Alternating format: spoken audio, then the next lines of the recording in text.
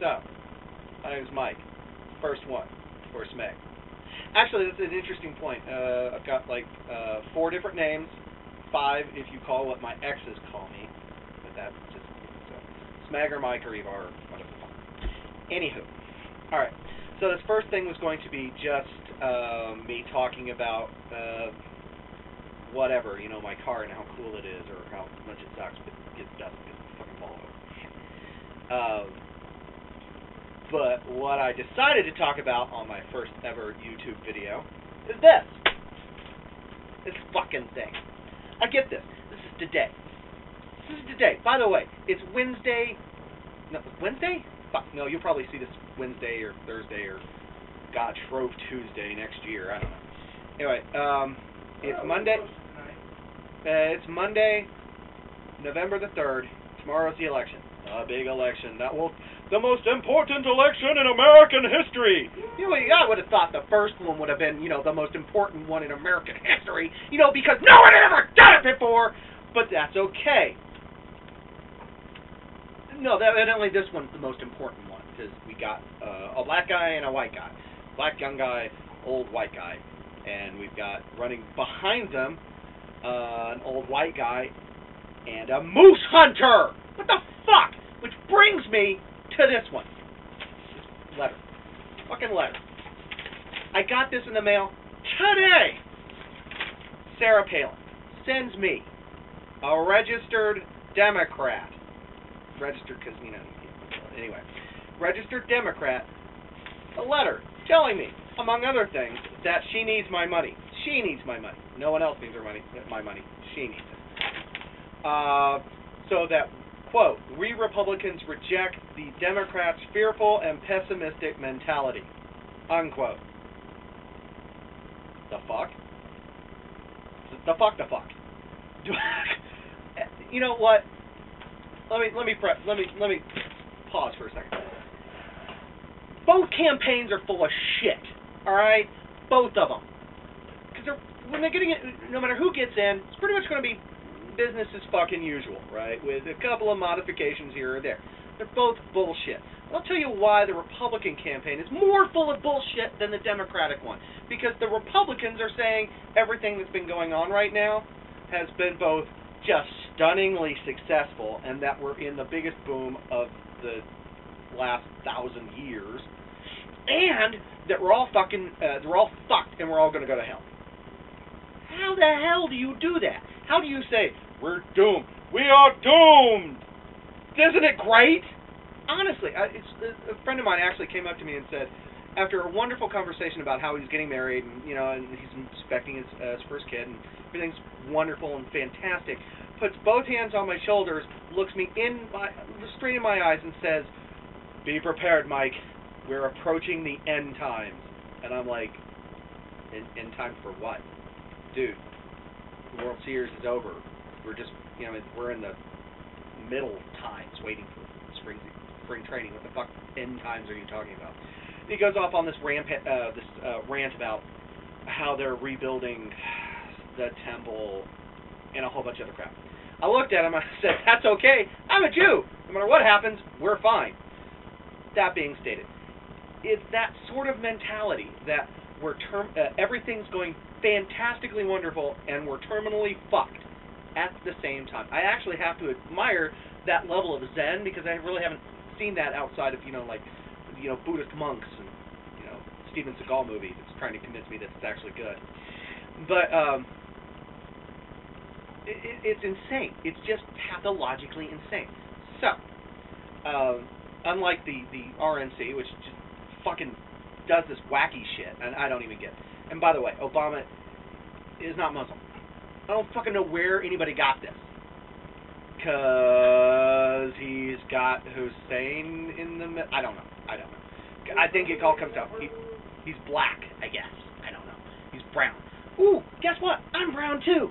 I'm not Muslim. Fuck you. Anyway, okay, so I get this letter. Sarah Palin, let's go back to the letter. Focus. I got this letter, and goes on and on and on. At one point, it mentions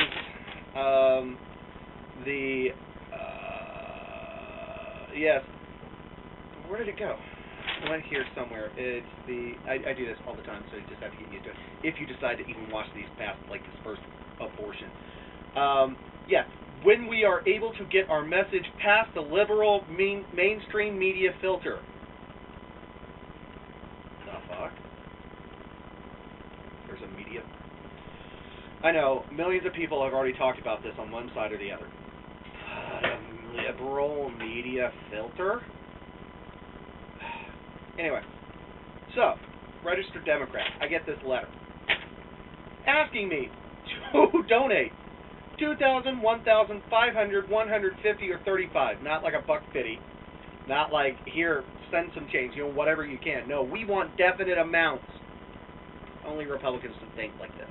Let me rephrase that. Only psychopathic morons in the Republican National Committee could think like this. I know plenty of Republicans. They're not nuts. I don't agree with them. But that has nothing to do with the fact they're not fucking nuts. This is fucking nuts. And I get this on the day before the election, as if me sending a check is actually going to help. And I realize it does. Here's what. There is energy and enthusiasm growing behind our campaigns.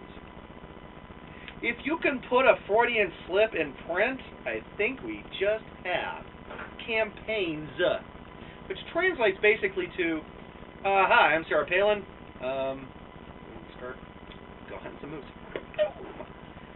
I know this campaign's pretty much in the tank. Not really worried about this. What we're doing is building up our coffers. 2012. But we don't want you to know that. This is all for this. Anyway. And you know what? You could say, okay, you know what? Even if I make a contribution, which I won't, you could say that this is for the post-campaign, post-election tidying up of everything that it costs to print smear campaigns, convince the little ladies that he's Bin Laden's nephew or some shit like that. And it's got to go for that. I can see that if you want to spend your money on like the party cleanup, as it were. You know, you had a really great party, you almost got with the drunk girl, then you realized that she was, you know, puking on your shoes and it didn't quite work. And now the party's over and you have to clean up. That's got to be what that's for. Got to be. Otherwise, they're pathologically insane. Which, now that I come to think about it, probably is just a valid excuse as the one that I just came up with. They are just fucking nuts. They are fucking nuts. Anywho, and by the way, I have about a minute and a half before this goes away because it's YouTube. You gotta have under 10 minutes. You can't ramble on for an hour and a half. What the hell is that all about? Anyway, if I want to ramble on for an hour and a half, I'm going to ramble on for an hour and a half. Granted, nobody's going to watch it. But you know what? It's my right as a citizen to ramble on for an hour and a half. Bobby Flay sucks. I don't know who the hell taught this asshole that he could cook, but guess what? It's a fucking casserole. Get the fuck over it. Alright? It's a casserole. My mom made casseroles. She made gefilte fish fucking casseroles, which were nasty as hell. It's a Jewish thing. No, not even a Jewish thing. The gefilte fish is a Jewish thing, but only my mother could do gefilte casseroles. But she never said it was haute cuisine. It's nuts. Everything's nuts. If you've got this sort of vibe from my ranting here, so I'm convinced that the entire universe is just fuck nuts. I'm the only sane one. And you, if you rate this high. If not, then fuck you, you're nuts. Anywho, Bobby Flay, not anybody you should pay attention to. Food Network, kind of dicey. Kind of dicey on whether or not that's useful. That whole best chef alive or whatever, you know, Survivor Chef. I don't know. That's kind of dumb. But no more dumb than, you know, like 500,000 other things. Bobby Flay, fucking useless.